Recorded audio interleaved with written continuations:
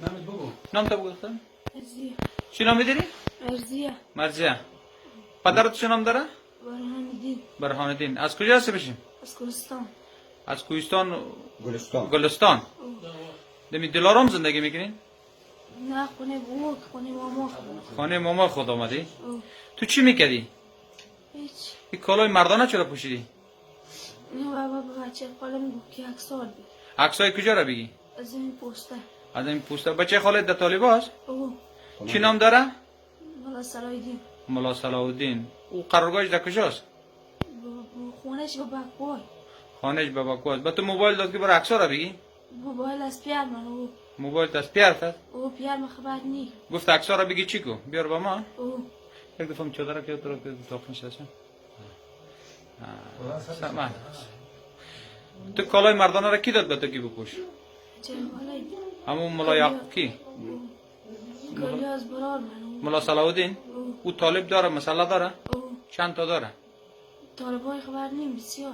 یک 20 تا داره؟ بسیار او. سری پوسته حمله میکرده؟ تو را گفت عکس بگی؟ جمله نگفت چه. چند شب شده در دلارام هستی؟ میشه 5. این 5 شب در خانه از او بودی؟ نه خونه ماما. و تو پیسه داد؟ نه. گفت پیسه میتم؟ نه نگفت. چی گفت؟ هیچی نگفت. من از این تکسال. تو را عکسا را به خاطر چی بگی گفت؟ دو بیشتر به همون گفت که 1 سال بگی. تو چند ساله هستی؟ سالا خبر نی. یک 18 ساله هستی؟ چه خبر خود. 15 ساله 16 17 هستی نی؟ بچه می کاری تو میگی کاری بد است. چرا کار کردی؟ تو لباس مردانه پوشیدی، تو آمدی عکس پول میگیری، عکس پوستر میگیری.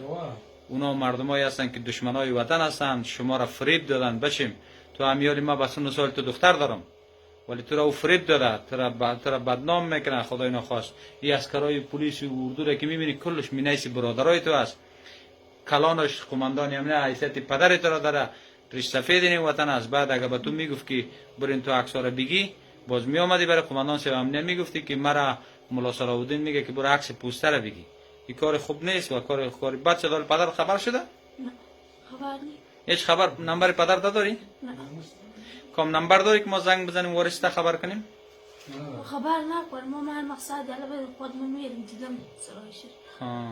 اونا خبرش کنیم که ما خبر میکش. تو رو میکشه؟ او. با چی میکشه تو را؟ پیار اونا خبر نیم. پدرت خبر نیست؟ نه. خب تو را باید کی گرفت؟ کی دستگیر کرد تو را؟ با همون که اونا گفت اگرون جماعت میگیم. خوی آمریکاش او. که عکس کدام پوستر را میگرفتی؟ از می. از همین قرارگاه را میگرفتی؟ او. دیروز روان کرد تو را؟ از دن کلستان هم شد 5 که بوده. این بچیم حین جنایت است. عین جنایت است که یک دختر 14 15 ساله را موبایل برش میده که برو تو عکس پوستر بگی. در وطن ما تو چقدر جنایت روان است که حتی از عزت و عفت تو استفاده میکنه بی غیرت ها. این نهایت درجه پست فطرتی یار نشان میدن. اینا دشمنای وطن هستند.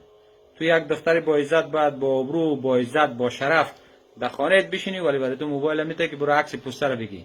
برعکس اگر تو بگی من مکتب میرم، باز تو را نمیمونه، تو را میکشه که مکتب نرو، درس خواندن به تو جایز نیست، ولی موبایل برای تو میده که برو عکس پوستر بگی که من پوستر انفجار بدم یا بالای پوستر حمله کنم و او براش جایز است. میبینی که چقدر دروغ میگه. یا فهمیدی؟ تشویش نکن جانم، هیچ مشکل نیست دختر جان. ما قماندان صاحب نه گپ میزنیم، کلانای خود گپ میزنیم، بعد ببینیم که چی میشه. صحیح شد؟